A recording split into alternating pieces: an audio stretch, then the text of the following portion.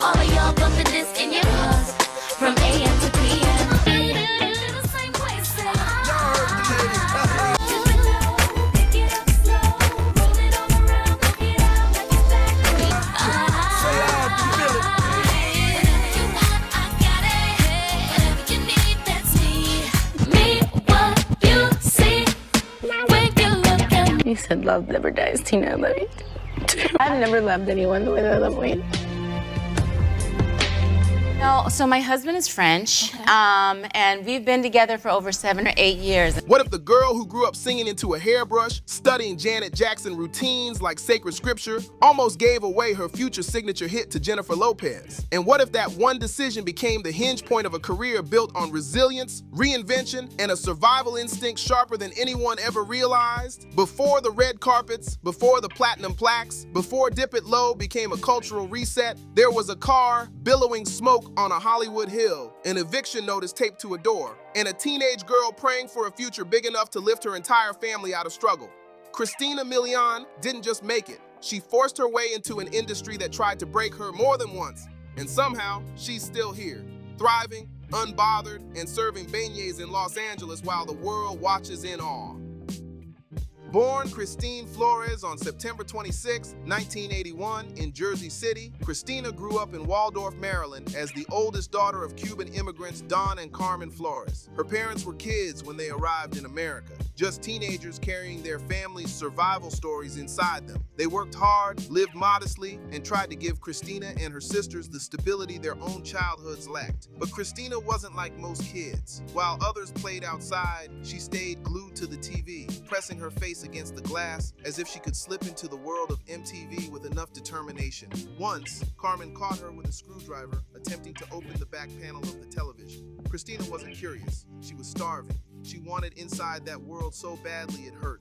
By 9 years old, she was touring in musical theater productions across the country, her voice traveling farther than her family ever had. But behind every applause line was a silent truth. Her family was struggling. Jobs were unstable, money came and went, and Christina's performances weren't just opportunities, they were lifelines. Every callback mattered because every paycheck mattered. Then came the call that changed everything. Agents in Los Angeles had seen her, liked her, wanted her. At just 13, Christina and her mother packed 2 suitcases, hugged the rest of the family goodbye, and drove west toward a dream with no guarantees. They landed at the Oakwood Apartments, Hollywood's unofficial boot camp for child stars, where Britney Spears, Justin Timberlake, and Ryan Gosling all lived at one time. Christina wasn't intimidated by her surroundings. If anything, she felt like she belonged. Her first break came not from luck, but from proximity and fearlessness. 2 music producers named Spanky and Charles lived in her building. They had a makeshift studio and asked Christina to sing. She hit them with full Broadway vibrato, strong, clean, theatrical. They blinked. Okay, but can you do runs? She couldn't yet, but she learned, absorbing R&B riffs like oxygen. And I was like, it had gotten to this, and we had gotten the food, and they gave us, all the necessary needs that we needed. And when we went home, and I started opening the box, and as we were walking, and I'm looking, like there's ants in the boxes and stuff. Then at 15, everything collapsed. Her parents' marriage imploded. Carmen suddenly became a single mother raising 3 daughters in one of the most expensive cities in the country. They lived with no furniture, no safety net, and no idea how they would make it through the next month. Christina babysat for cash. Carmen took temp jobs. Some days they stood in food lines outside a North Hollywood church. Christina never forgot those faces. People who had even less than they did. She didn't cry from shame. She cried because she knew she had to win. There was no backup plan. One night, Carmen made her promise, focus on your career, sacrifice everything else. I'll take care of the rest. They prayed together, dressed in white, lighting candles.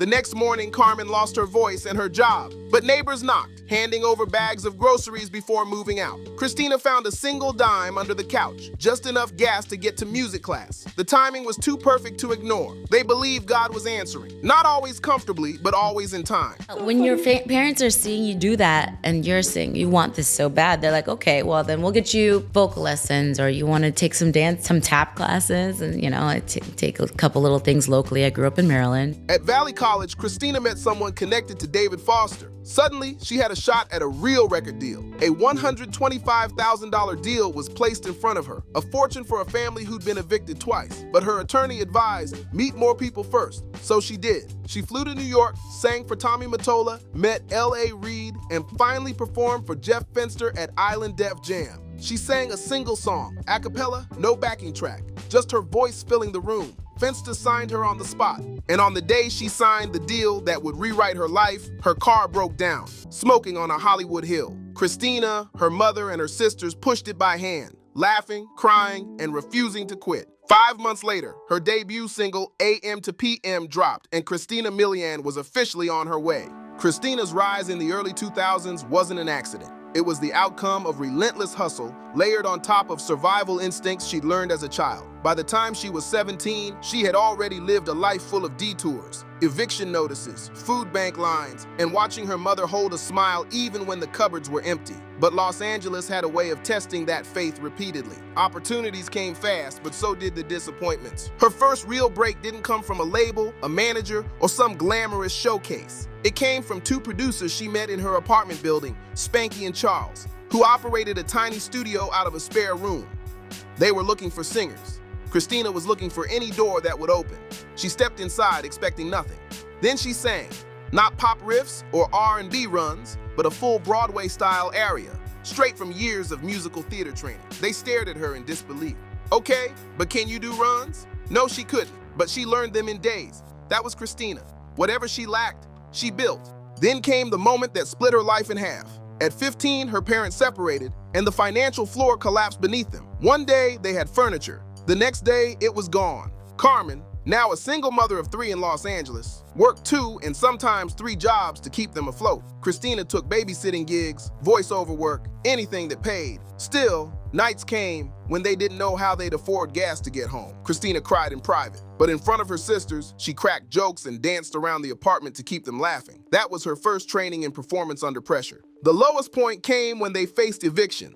They lit candles, dressed in white, and prayed, a ritual passed down through generations in their Cuban family. Hours later, their neighbor knocked with extra groceries and toiletries, saying she was moving and didn't want to throw anything away. It wasn't the miracle they expected, but it was enough to get through the week. The next morning, Carmen woke up with no voice and lost her temp job. For most families, that would have been the breaking point. For Christina, it was fuel. Valley College became the turning point. It was there she met someone connected to David Foster, one of the biggest names in music. I think through, the times that I grew up, I had Michael Jackson, Madonna, I had people like Janet Jackson, Diana Ross, even all those people were still such strong influences. Suddenly, Christina, the girl who'd been pushed out of apartments and studios for being too young, too ethnic, too Broadway, was now in front of a man who shaped legends, and he loved her voice. A deal was offered, $125,000, a fortune beyond imagination for a family that once scraped coins from the couch cushions. But the contract didn't get signed.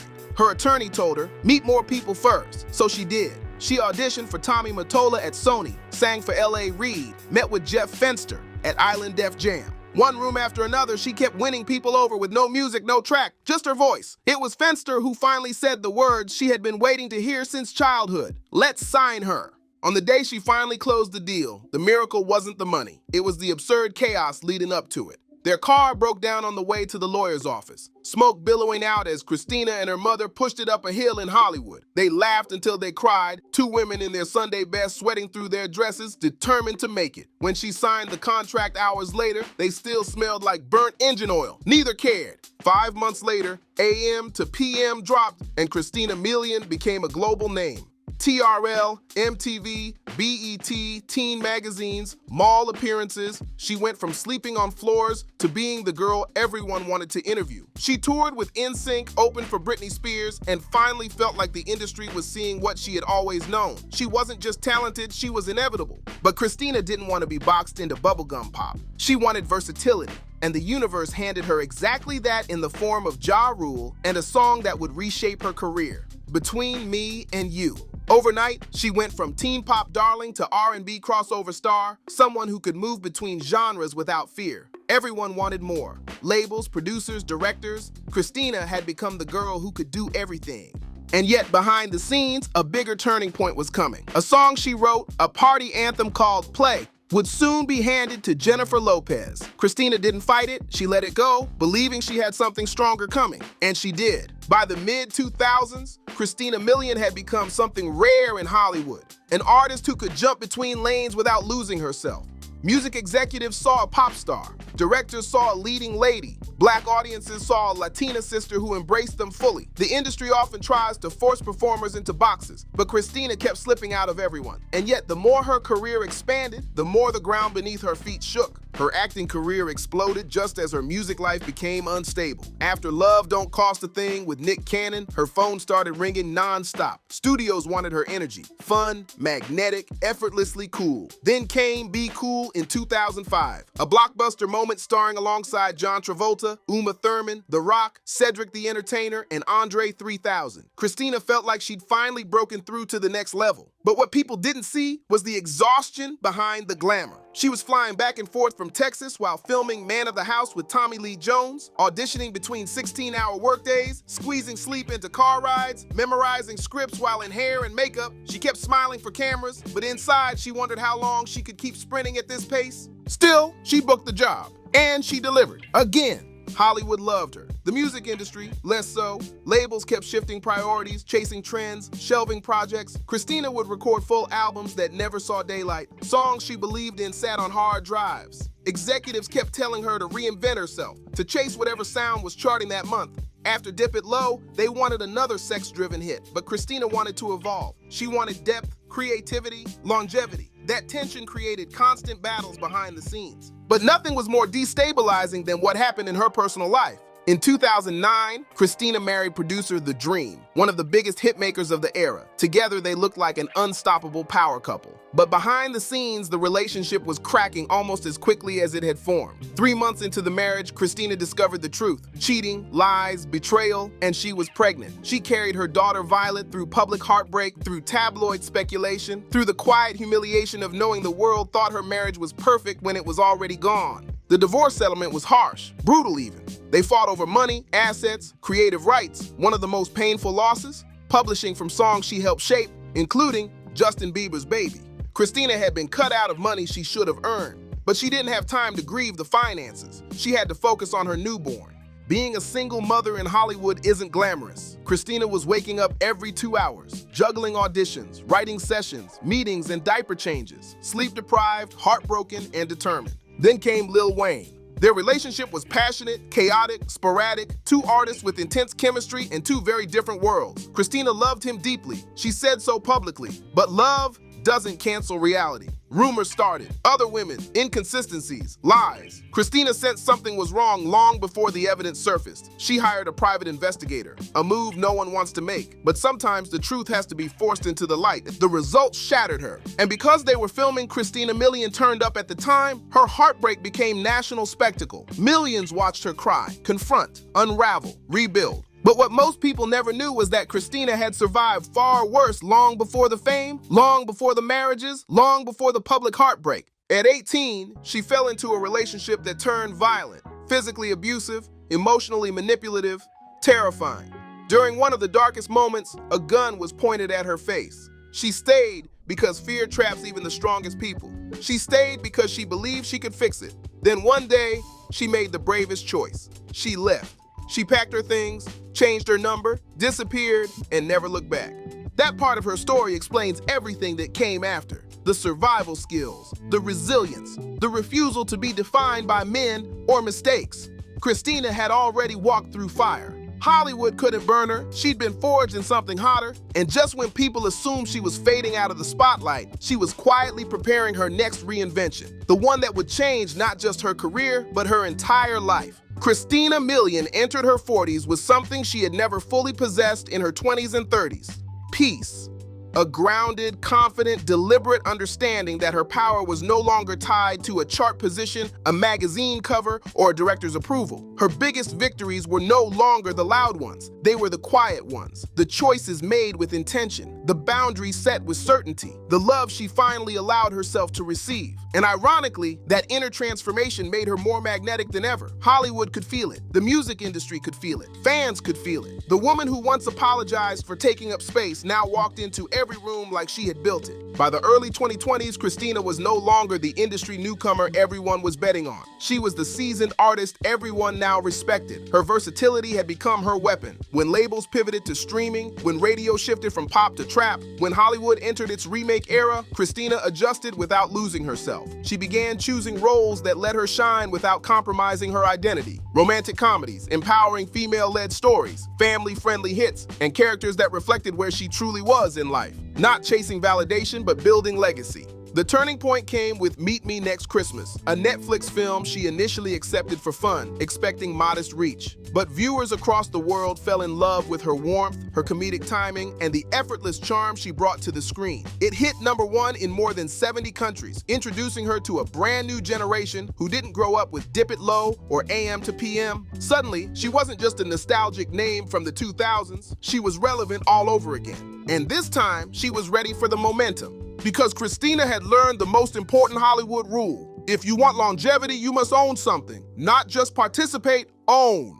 So she began producing, quietly at first, helping shape scripts, giving notes on casting, then co-creating projects, then developing shows through her own production avenues. She knew what kind of stories she wanted to tell. Multicultural, cross-generational, women of color leading without trauma, finding joy, finding success, finding themselves. At the same time, she embraced entrepreneurship with a level of discipline she never had access to in her early career. Beignet Box, which began as a fun little idea, grew into a full-scale business. One of Los Angeles' most beloved dessert brands with multiple locations and a franchising pipeline. Christina herself often worked the truck or the storefront, not because she needed to, but because she enjoyed the human connection. The customers who squealed when they recognized her, the children who didn't know her past fame but adored her energy, the families who turned dessert into a weekly ritual. It grounded her. It reminded her of the girl who once stood in food lines with her mother praying for a breakthrough. The irony of success is that once you stop chasing it with desperation,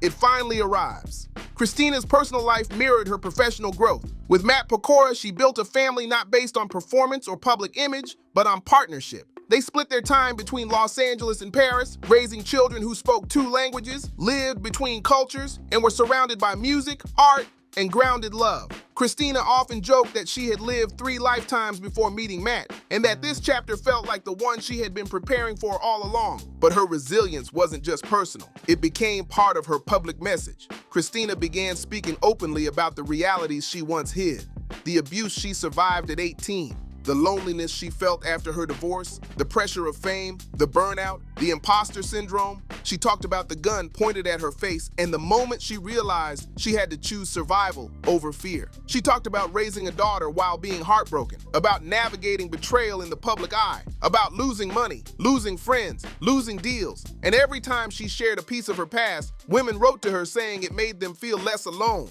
Her career had always been built on talent, but her legacy would be built on transparency. And then came the full circle moment, music. For years, fans begged Christina to return to the studio, but she had waited intentionally. She didn't want to make music from pressure. She wanted to make it from passion. In 2024 and 2025, she quietly began recording again, blending her Cuban roots, R&B background, and European influences into a sound that reflected the woman she had become. Grown, grounded, sensual, and self-aware. Unlike the early years, she wasn't chasing radio. She was chasing truth.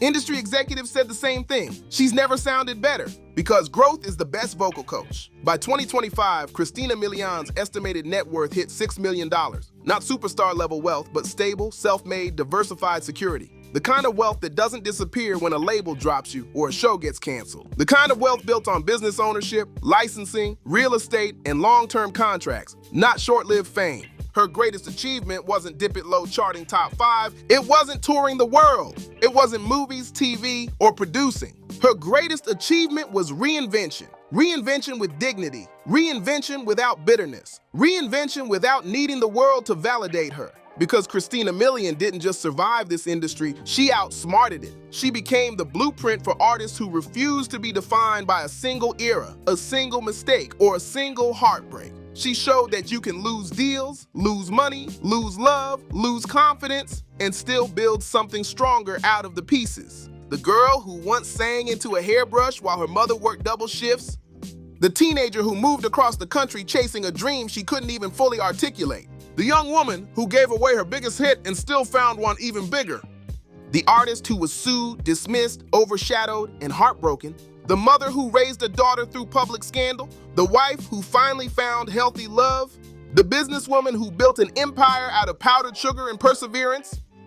Christina Milian stands today as what every woman in entertainment deserves to be. Unbroken, unbothered, unapologetic, and undeniably here to stay. Because every chapter she thought was an ending was actually the beginning of a better one. Christina Milian's journey isn't just a story, it's a blueprint for survival. From pushing a broken down car up a Hollywood hill just to sign her first deal, to rebuilding her life after heartbreaks the world watched unfold, to standing in her own dessert shop laughing with strangers who still can't believe it's really her, Christina has shown us what strength actually looks like. She never stopped moving, never stopped reinventing, never stopped betting on herself even when the world bet against her. Because the truth is this, Christina Milian didn't succeed because everything went right. She succeeded because she refused to let anything break her long enough to stop. And now, decades later, she's still here, thriving, creating, expanding, mothering, loving, leveling up, and writing chapters nobody saw coming.